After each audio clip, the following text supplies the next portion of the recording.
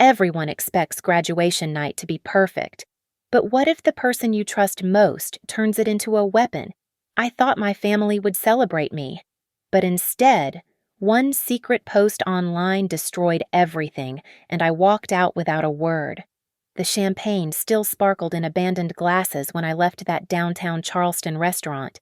6 years of sacrifice, $60,000 in support, all reduced to a cruel video meant to humiliate me. They laughed while I bled money for them. But that night, standing alone on those summer streets, I knew exactly how to make them pay. My name is Madeline Harper, but everyone calls me Maddie.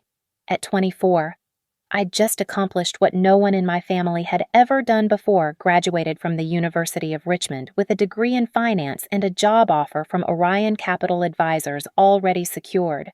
The reservation at Le Jardin, one of downtown Charleston's most elegant restaurants, was for 7:30 p.m. I'd saved for 3 months to afford this night, working extra shifts at the campus library even during finals week. Standing in front of my bedroom mirror that evening, I smoothed down my navy blue dress, the first new thing I'd bought for myself in 2 years. Everything else had gone to family. The rent when Dad lost his job, Mom's medical bills, my cousin's car payment when hers got repossessed, even textbooks for my younger brother. I'd been the family ATM since I was 18, but tonight was supposed to be different. Tonight was supposed to be mine. The private dining room at Le Jardin glowed with warm candlelight. I'd arrived early to make sure everything was perfect, the flowers, the place cards, the champagne chilling in silver buckets. 23 family members had confirmed they'd come. For once, they'd see me as more than just the quiet girl who studied too much and smiled too little. They'd see someone who'd made it despite everything. "You look beautiful, sweetheart," Mom said when she arrived, though her eyes barely met mine before scanning the room. "This must have cost a fortune." I swallowed the familiar sting. "It's a special night, Mom." Dad patted my shoulder absently, already checking his phone. My aunts and uncles filed in, offering brief congratulations before gravitating toward the open bar. My younger cousins immediately started complaining about the fancy food on the menu. But I kept smiling, kept hoping that once dinner started, once I gave my speech about how grateful I was for their support, things would shift. The room filled with chatter and laughter, none of it directed at me. I stood near the entrance, greeting each arrival, playing the perfect hostess while inside. That familiar ache grew stronger. 6 years of sacrifice had led to this moment, and still, I felt invisible in my own celebration. By 8:15, almost everyone had arrived except Savannah. Of course she'd be late. She had to make an entrance.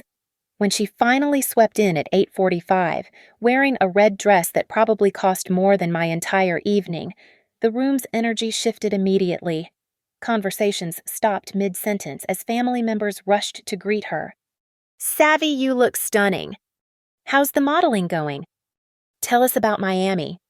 I watched from my corner as she held court, her laugh bright and practiced.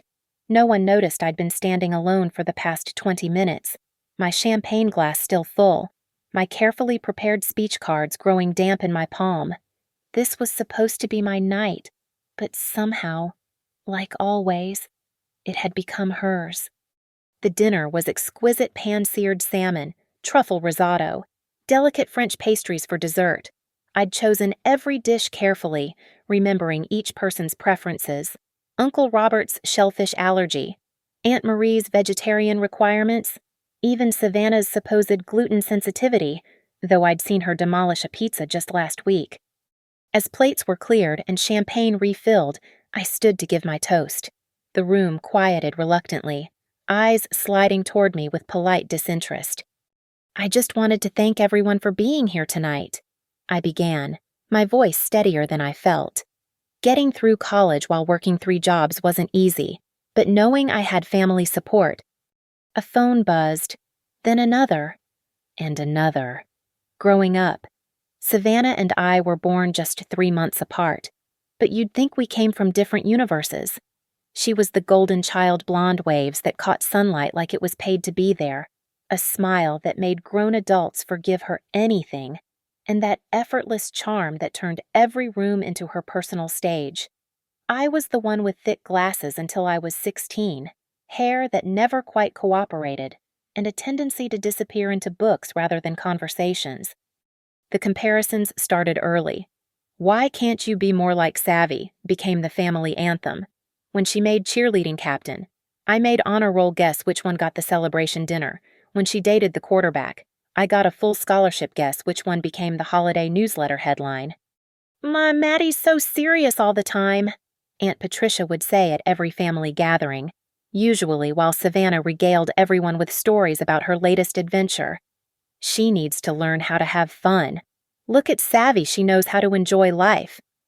What they didn't see were the nights Savannah would call me at 2:30 drunk and stranded somewhere, needing a ride, or the times she'd show up at my dorm room, crying about another failed class, begging me to help her write papers. I always did. Family helps family. Right. The jealousy had been simmering for years, though she hid it well behind designer sunglasses and Instagram-perfect smiles. It started getting obvious during my junior year when I landed the Orion Capital internship.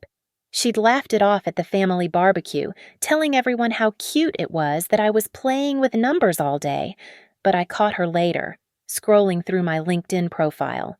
Her jaw clenched tight. "Must be nice," she'd said when she thought I wasn't listening. "Getting everything handed to you just because you're good at tests?" Handed to me. I wanted to show her my bank statements, the negative balances from sending money home, the ramen dinner receipts, the rejection emails from 50 other internships before Orion said yes. But I kept quiet. I always kept quiet. The real shift happened 6 months ago when grandmother announced she was updating her will. She pulled me aside at Easter dinner, her weathered hands holding mine. "You're the only one with a head for business. Madeline, I want you to manage the family trust when I'm gone." Word spread like wildfire. Suddenly, Savannah's Instagram posts included little digs photos of her designer purchases with captions like, "Some of us don't need inheritance promises to live well," and "self-made and proud." The family ate it up, praising her independence while side-eyeing me as if I'd somehow manipulated an 83-year-old woman. At every gathering since then, the narrative had shifted. I wasn't the hard-working one anymore. I was the calculating one, cold, ambitious. "All Maddie cares about is money," became the new refrain, usually followed by, "Not like our Savvy. She's got such a warm heart." That warm heart had cost me $1,200 last month when she needed emergency rent money. The emergency, I later learned from her Instagram stories, was a weekend trip to Vegas. But when I stopped answering her cash requests, I became the villain. Family should support each other. She'd posted on Facebook, knowing our relatives would see it. "So grateful for those who understand love isn't about keeping score." 47 likes, 12 comments about what a sweet soul she was. 3 private messages to me asking why I was being so stingy with my fancy job money. The thing about being the responsible one is that everyone assumes you don't have feelings to hurt. I was the robot who produced results, good grades, stable income, solutions to problems. Savannah was the human who deserved compassion, understanding, and endless second chances. Tonight, watching her work the room in that red dress, accepting compliments for simply existing while my achievement went unnoticed, I felt that familiar burn in my chest. But there was something different in her eyes when she looked at me, a glitter of malice I'd never seen before. She raised her champagne glass toward me from across the room, her smile sharp as winter. Something was coming. I could feel it in the way she kept checking her phone, in the way her laugh seemed forced, performed. I didn't know then that she'd already pressed post on the video that would change everything. I was still foolishly hoping this night might finally be mine. The buzzing phones multiplied like a virus spreading through the room. One by one, faces lit up with the blue glow of screens, eyes widening, mouths falling open. My speech cards trembled in my hand as I watched my carefully orchestrated evening unravel in real time. "Oh my God," someone whispered. Then another, "Is this real?" My cousin Jake, barely 21 and already 3 champagnes deep, let out a low whistle. "Damn, Maddie, this is rough." "What's going on?" I asked, but my voice seemed to come from very far away. Savannah stood near the bar, her phone held delicately in her manicured fingers, that sharp smile still playing on her lips. She looked up, met my eyes, and shrugged a tiny, triumphant gesture that sent ice through my veins. Mom's face had gone pale. She handed me her phone with shaking fingers. The video was grainy, clearly shot in secret through a cracked dorm room door. There I was, 6 months ago, sobbing on my narrow twin bed. My roommate Ashley's voice, soft and concerned, barely audible. "Maddie, you need to stop this. You're killing yourself." My recorded voice, broken and raw. I can't drop any of the jobs. Dad needs the mortgage payment. Mom needs her prescriptions. And if I don't send money for Tommy's textbooks..." A gasping sob. "I haven't slept more than 4 hours in weeks. I can't think straight. Sometimes I just want to quit everything, drop out, disappear." The video cut there, edited perfectly to make me look pathetic, unstable. But it was the caption that twisted the knife. "Top of the class, but too pathetic to survive without playing family's ATM. Some of us graduate with grace, others just cry their way through. Congrats. I guess truth hurts. Family secrets, graduation fail." Already, there were 43 likes. Comments poured in from high school acquaintances, distant relatives, strangers who somehow found their way to Savannah's public profile. "Yikes, mental breakdown much. This is why you don't give money to family. She looks unhinged, lol." Imagine being this weak. The room had reorganized itself while I stood frozen. Small clusters formed, phones passed between hands, whispers rising like steam. I heard fragments. "Always knew she was fragile. Explains why she's so uptight. Probably expects us to pay her back. Uncle Robert, who still owed me $3,000 from his gambling debt last year, actually laughed. Well, that's embarrassing. Maybe if she learned to say no once in a while." Aunt Patricia, whose daughter's wedding I'd helped fund, shook her head with false sympathy. Poor thing. Success really went to her head, didn't it? All that pressure she put on herself? The irony was suffocating. They stood there, bellies full of food I'd paid for, in a room I'd rented, criticizing me for the very breakdowns they'd caused. "Savannah," I said, my voice surprisingly steady. "Why?" She sauntered over, her heels clicking against the hardwood like a countdown. "Why what I just thought everyone should know the truth about our perfect little Maddie. How you're not actually strong or successful. You're just..." She paused, savoring the moment. Desperate for approval. "It's actually sad." "That video was private. You had no right..." "Yeah, you had Ashley send it to me. Remember, when you were begging for advice about dropping out?" Her voice pitched louder, ensuring everyone heard. "I kept it because I knew someday people needed to see who you really are. A mess playing dress up as a success story." The lie was so smooth, I almost believed it myself for a second. Ashley had never sent her anything. This was taken during one of Savannah's surprise visits to my dorm, when she'd pretended to use the bathroom but must have recorded me instead. My father cleared his throat. "Madeline, this is inappropriate, airing family business like this." "I didn't air anything," I said, but he was already turning away. Mom tugged at my sleeve. "Honey, just let it go. Don't make a scene. It's just a video. Don't ruin your nice party. Don't make a scene. Don't ruin the party I'd paid for, to celebrate an achievement I'd bled for, where I was now being humiliated for the crime of once crying under pressure." The video kept spreading. I watched the view count climb 127, 245, 389. Each number another witness to my lowest moment, twisted into entertainment. Savannah raised her glass. A toast to Maddie's graduation. into honesty. Finally.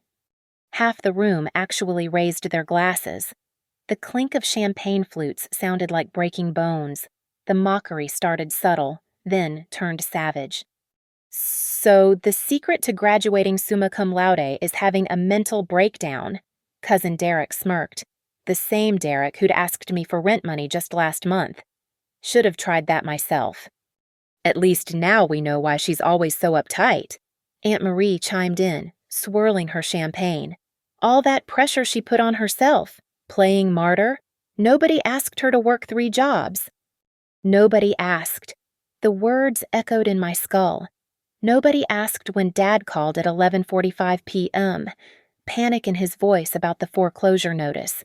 Nobody asked when Mom texted me photos of medical bills, $7,000 for necessary surgery. Nobody asked when Tommy couldn't register for classes without textbook money. I mean, it's kind of manipulative when you think about it. Savannah's best friend Brittany said, loud enough for everyone to hear. Working all those jobs just so she could hold it over everyone's heads. Look at me. I'm suffering for you all. My hands went numb. The champagne glass slipped slightly in my grip. Remember Christmas? Uncle Paul jumped in, already 3 drinks deep. She gave everyone these expensive gifts, acting all generous.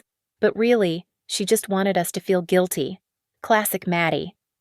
The expensive gifts I'd saved for 6 months, skipping meals, to buy everyone something nice for once, to feel like I belonged at my own family's Christmas. The crying, though, Jake laughed, replaying the video. This is gold. I haven't slept more than 4 hours. Girl, welcome to adulthood. She's always been dramatic, Grandmother said quietly, but in the hushed room, it carried, even as a child, everything was a crisis with Madeline. That landed like a physical blow. Grandmother, whose medical bills I'd been quietly paying, whose house I'd helped save from foreclosure 2 years ago. She knew. She had to know. Dad stood by the window, his back to me. You didn't have to send money. Madeline, we never asked you to sacrifice like this. You literally called me crying about losing the house, I said, my voice barely a whisper. We would have figured it out, he said, still not turning around. You chose to make yourself a martyr. That's on you. Mom touched my arm again. That same placating gesture. Sweetie, you're making everyone uncomfortable. Just apologize to Savannah for making such a fuss, and we can move on. Apologize? The word came out strangled. For what? For embarrassing the family, Mom said, as if it were obvious. This video. People will see it. Our friends, the neighbors. You crying like that, talking about our financial problems. It's private family business. She posted it. I pointed at Savannah, who was now fake consoling someone about how hard it must be to watch family struggle like this. You shouldn't have put yourself in that position to begin with, Mom said. If you couldn't handle the pressure, you should have said something. I did, in that video. That's literally me saying something. Not like that, she frowned. Not all emotional. Emotional, the cardinal sin. Being human. Having a breaking point. Besides, Savannah called over, her voice dripping honey. I did you a favor, Maddie. Now everyone knows you're not perfect. The pressure's off. You can stop pretending to be something you're not. And what am I pretending to be? Strong, successful, better than us.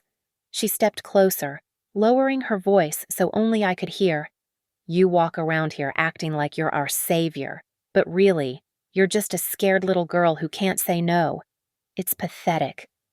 The room was laughing now. Someone had made a meme of my crying face. It was already circulating in the family group chat. When you realize your degree won't buy you a personality, the caption read.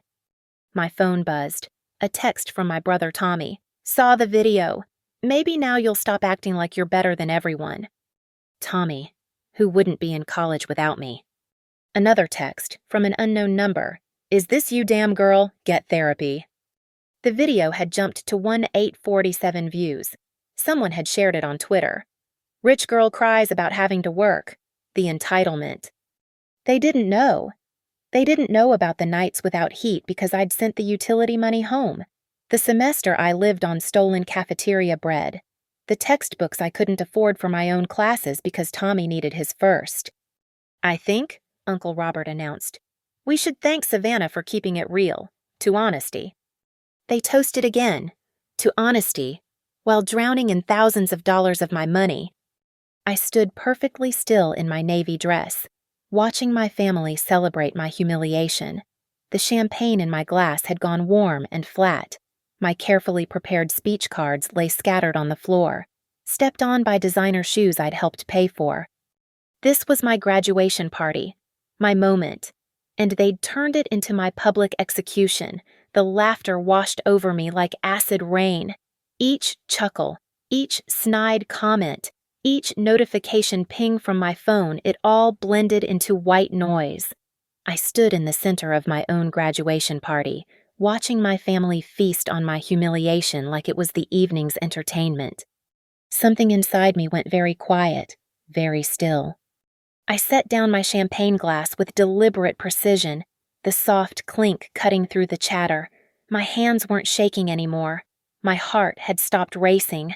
In its place was something cold and crystalline, sharp enough to cut. You know what? I said, my voice carrying a strange calm that made several people pause. You're absolutely right. Savannah's eyes narrowed slightly, sensing a shift. About what? Everything. I walked to the center of the room, my heels clicking against the floor with measured steps. I have been pathetic, crying in my dorm room, working myself to exhaustion, sending money I didn't have to people who... I paused, looking at each face, who never even said thank you. Maddie, Mom started. $60,000. The words dropped like stones into still water. That's what I've given this family over 6 years. $60,000. Nobody asked, Dad began. You're right. I cut him off. Nobody asked. You just called crying about foreclosure. Mom just sent medical bills with praying hands emojis. Tommy just mentioned he couldn't register for classes. Nobody asked. You all just expected. I picked up my champagne glass again. Still full, still warm. The room had gone quiet except for the soft jazz playing from the speakers. And Savannah.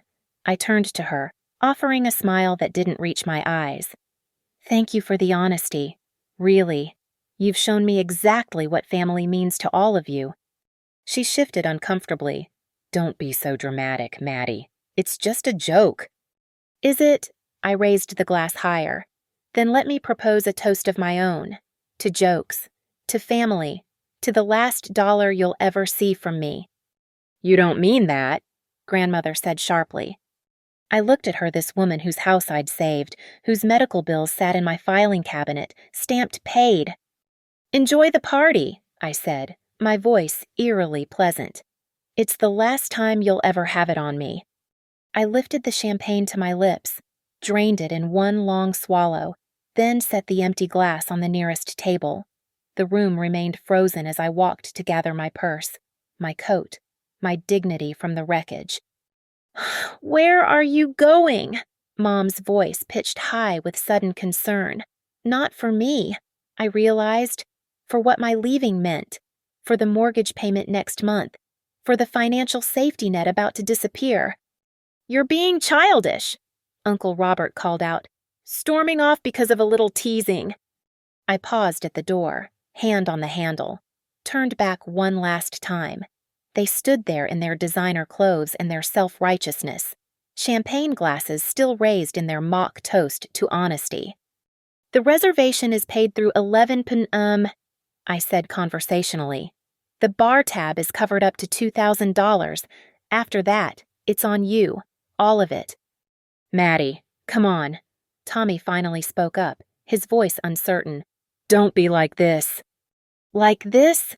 Like what? Like someone who finally understood her worth wasn't measured in how much she could bleed for others. Oh, and Savannah. I looked directly at my cousin, who had started recording this moment too, probably for another viral post.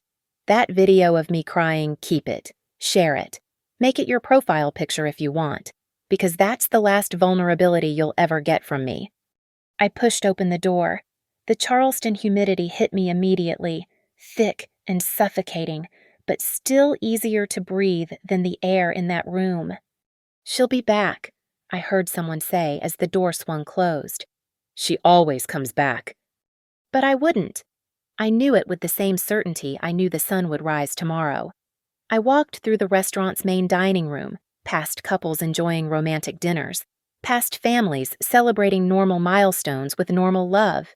My heels clicked against marble, then concrete, then the old cobblestones of downtown Charleston's historic streets. The summer night wrapped around me, all honeysuckle and distant thunder. My phone buzzed incessantly texts, calls, notifications about the video that had now hit 3,000 views. I pulled it out, looked at the screen lit up with family names, and powered it off completely. For the first time in 6 years, I was truly alone. No obligations, no expectations, no family members with their hands out and their hearts closed. The street stretched ahead, gas lamps casting golden pools of light on wet cobblestones from the afternoon rain. I could hear music spilling from bars, laughter from late-night tourists, the distant sound of a church bell marking 10 o'clock. On my graduation night, and I was walking away from everyone who was supposed to love me. It should have felt like failure, like loss. Instead, it felt like the first free breath I'd taken in years. The first thing I did when I got home was make coffee. Strong, black, the kind that would keep me wired until dawn. I had work to do.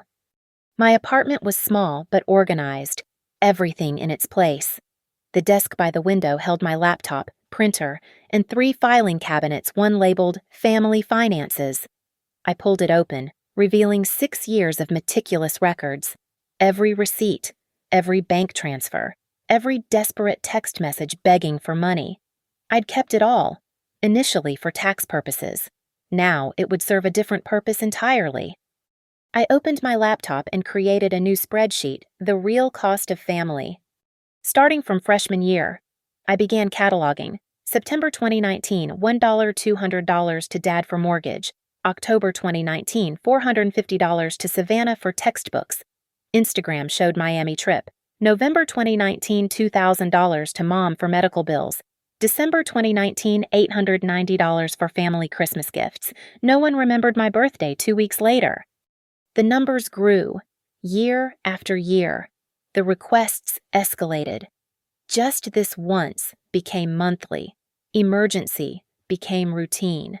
By junior year, I was sending home more than I kept for myself. My phone, finally powered on, showed 47 missed calls. I ignored them all and opened my banking app instead. 3 separate accounts, all meticulously tracked. I pulled statements, highlighted transfers, screenshot Venmo histories. Savannah alone had received $11,000 over 4 years. The girl who posted about being self-made had been subsidized since she was 20. At 2:15 a.m., I started on the emails. Gmail's search function was beautiful in its simplicity. I typed Savannah and money, watching 4 years of begging fill my screen. "Maddie, I'm literally going to be evicted. Please, I promise I'll pay you back." "Can't make rent again? You're the only one with actual money." "Don't tell anyone I asked, but I need $500 for my car payment." Each email carefully saved to a new folder, evidence. Then came the text messages. Screenshots of every cash request, every guilt trip, every manipulation. Dad's message from last year stood out. "If you don't help, we lose the house. Is that what you want, for your parents to be homeless?" I'd sent $5,000 that day, skipping my own rent to do it. The Facebook messages were even worse. Extended family members I barely knew, reaching out because they'd heard I had money. cousins asking for loans for vacations, aunts needing help with luxury car payments. Everyone had their hand out, and I'd been ATM Maddie, dispensing cash on demand. But the crown jewel was in my Dropbox, a recording I'd made 3 months ago, when Savannah came to my apartment drunk and honest. Her slurred voice filled my quiet apartment. "You know what your problem is. Maddie, you're too easy. Like, I literally just have to cry a little and you throw money at me. It's actually hilarious. Brittany and I joke about it all the time, how you think you're so smart, but you're literally the dumbest person in the family. We don't even need real emergencies anymore. Just text Maddie. She'll cover it." I'd recorded it originally to remind myself to stop enabling her. Now it would serve a different purpose. By 4:30 a.m., I had everything organized.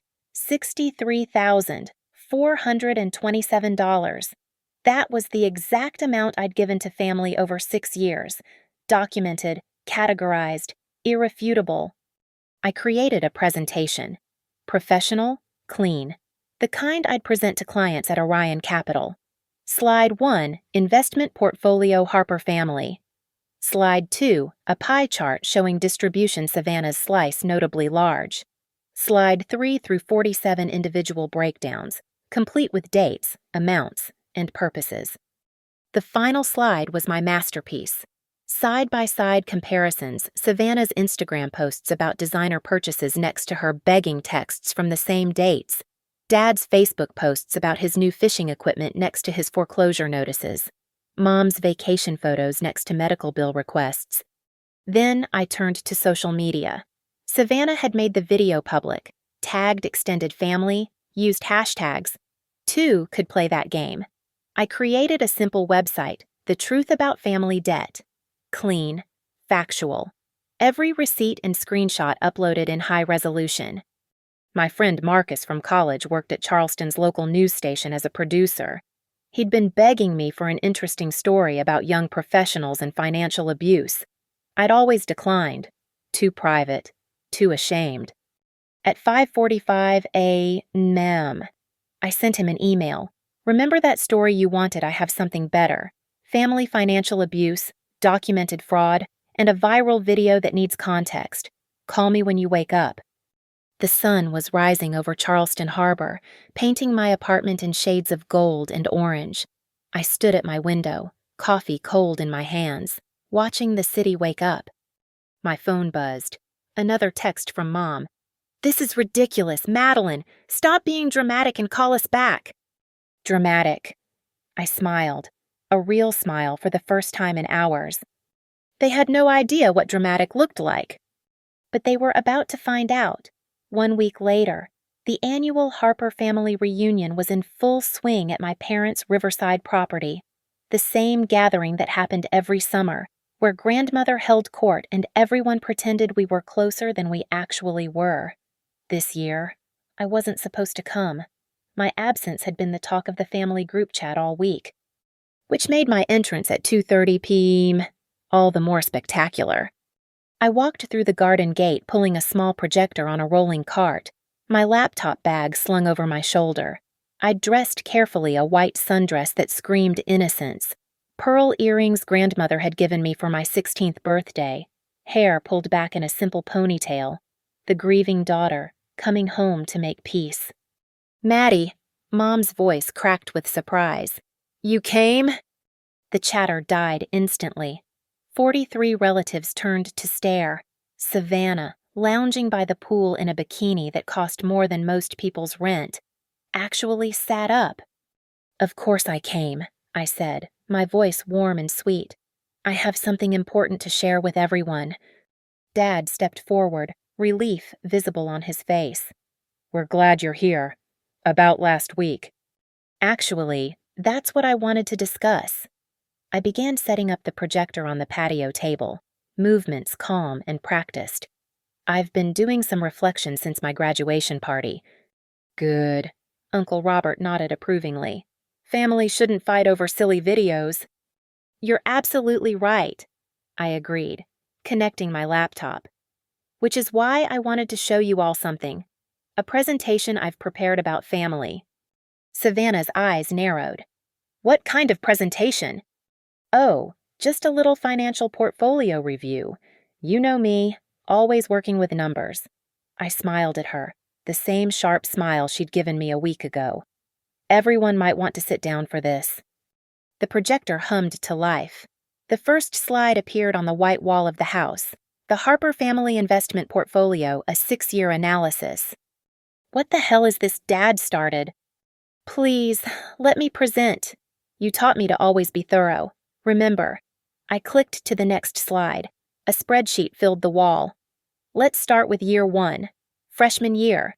Total family investment, $12,300. Names appeared next to amounts, dates, purposes. What are you doing? Mom whispered. Being honest, I said. Isn't that what we value? That's what everyone toasted to at my graduation. Click. Year 2. 18,000. The murmurs started. Click. Year 3. 21,000. Savannah's name appeared frequently, each entry detailed. You kept records? Savannah's voice had gone shrill. Of course, I'm in finance. Remember, click. A new slide. Savannah Harper. A case study in dependency. The drunk recording began playing through the speakers, her voice slurred but clear. We literally just text Maddie. She'll cover it. She's literally the dumbest person in the family. Savannah went white. You recorded me? You recorded me first. I learned from the best. Click. Screenshot of her Instagram from Miami. Dated the same day she'd begged for rent money. Interesting how rent money travels to South Beach. This is insane! Aunt Patricia stood up. You can't just... Can't what tell the truth, click. Her daughter's wedding expenses appeared. $2,300 for flowers. Called it a medical emergency. The slideshow continued relentlessly. Every lie exposed. Every manipulation documented. Uncle Robert's gambling debts. Dad's fishing equipment purchased with mortgage money. Mom's spa retreats funded by medical emergencies. But the real masterpiece, I said, clicking to a video file, is this. It was security footage from my apartment building, dated 3 months ago. Savannah, clearly visible, using the spare key I'd given her for emergencies. The timestamp showed 3:20 p.m. when I was in class. She went straight to my desk, photographed documents, went through my laptop. That's how you got into my phone's cloud storage, I said conversationally. To find that video of me crying, breaking and entering, violation of privacy, and theft of digital property. My lawyer says it's a felony. Your lawyer, Savannah's voice cracked. Oh yes, turns out recording someone without consent in their private residence, then distributing it for harassment, has legal consequences. I pulled out a folder. These are cease and desist letters for everyone who shared the video. And Savannah, yours comes with something special. I handed her a thicker envelope. A civil suit for defamation, emotional distress, and $63,000 in fraudulent financial transfers obtained through manipulation and coercion. The silence was deafening. Now, I continued, addressing the frozen crowd, I'm not heartless. I'm offering everyone a choice. Sign these documents acknowledging the debts and agreeing to a repayment plan. Or I take this public. Marcus from Channel 9. News is very interested in a story about financial abuse among Charleston's prominent families. You wouldn't, Grandmother said quietly. I looked at her steadily. The same way you wouldn't stand by while your granddaughter was humiliated for your entertainment. Click. The final slide. The Truth About Family Debt website. Already live. Password protected. One click, and this goes fully public. Every receipt, every screenshot, everything. The silence stretched like a taut wire, ready to snap. Savannah's face had gone from white to red to a sickly gray. The cease and desist letter trembled in her manicured hands. You're bluffing, she finally managed. You wouldn't destroy your own family. My family. I laughed, but there was no humor in it. My family destroyed me first. They just did it slowly. One request at a time. One guilt trip at a time. One humiliation at a time. Dad stepped forward, his fishing tan stark against his pale shock. Madeline, we're blood. You can't. Blood. I pulled out my phone, showing them the video's current view count 47,000 and climbing. Blood doesn't mean anything when it's only flowing one direction. Mom was crying now, those manipulative tears I knew so well. We raised you. We sacrificed. No, I cut her off. I sacrificed. You took. There's a difference. I stood in the center of the patio, surrounded by the people who had drained me dry, then mocked me for bleeding. The afternoon sun cast long shadows across their stunned faces. The same faces that had laughed at my breakdown a week ago weren't laughing now. Here's what's going to happen, I announced, my voice carrying across the Riverside property. Those who sign the repayment agreements get to keep their reputations. Those who don't, I held up my phone, finger hovering over the publish button, become Charleston's most famous cautionary tale about financial fraud. Uncle Robert was the first to crack. This is extortion. No. Extortion was calling me at midnight threatening suicide if I didn't pay your gambling debts. This is accountability. I looked at each of them in turn. You have 1 hour to decide. Grandmother stood slowly, her dignity intact despite everything. And if we sign, then you get what you always wanted, no more Maddie the ATM. I disappear from your lives completely. No holidays, no birthdays, no family reunions. You'll repay what you owe on the payment plans outlined, and we never speak again. That's cruel, Tommy said quietly. Is it crueler than posting a video of your sister's mental breakdown for internet points? I turned to him. Is it crueler than taking $40,000 for your education than calling me pathetic? The math was sinking in now. They were realizing what they'd actually taken, what they actually owed. Savannah looked like she might vomit. The website, she whispered. You'll take it down. Once every debt is repaid in full. Until then, it stays up, password protected. Consider it insurance. One by one, they approached the table where I'd laid out the agreements. My lawyer had made them airtight payment schedules, interest rates, consequences for default, real contracts for real debts. Savannah signed with shaking hands. I hate you, she whispered. Good, I replied. That makes us even. Dad signed without looking at me. Mom sobbed through her signature. Uncle Robert muttered about lawyers and unfairness. They all signed, every single one. As the last signature dried, I packed up my projector, my laptop, my evidence. The presentation had taken exactly 37 minutes. 6 years of giving, undone in 37 minutes of taking it back. From now on, I said, standing at the garden gate one last time, I owe you nothing, not money, not time, not love you don't deserve. Savannah's phone pinged, then another, and another. What did you do? She shrieked, looking at her screen. Oh, that I posted my own video. My response to yours. It's already at 10,000 views. Don't worry. I didn't include the evidence, just a heartfelt message about surviving financial abuse and learning to set boundaries. The comments are very supportive. I looked at my former family one last time. They stood frozen in their designer clothes, clutching their signed agreements, finally understanding that their actions had consequences. You know what the funny thing is, I said. If just one of you had stood up for me that night, if anyone had shown me an ounce of genuine love or protection, none of this would have happened. But you didn't. You chose cruelty. So I chose myself. I walked through the gate, closing it firmly behind me. The sound echoed across the river, final and absolute. My phone buzzed. Marcus from Channel 9. This story is incredible. When can we do the interview? I smiled, a real smile, free and genuine. How about tomorrow? I have nothing but time now. The sun was setting over Charleston as I drove away, painting the sky in shades of freedom. My bank account would slowly refill. My dignity was already restored. And my family. They were nothing more than signatures on repayment plans, ghosts of obligations I'd finally exorcised. Sometimes the best revenge isn't destruction, it's simply demanding what you're owed and walking away whole. The rearview mirror showed the riverside property disappearing behind trees and distance. I didn't look back again. Some doors, once closed, should stay that way forever. From now on, I owed them nothing, and for the first time in 6 years, I was finally, completely, unapologetically free.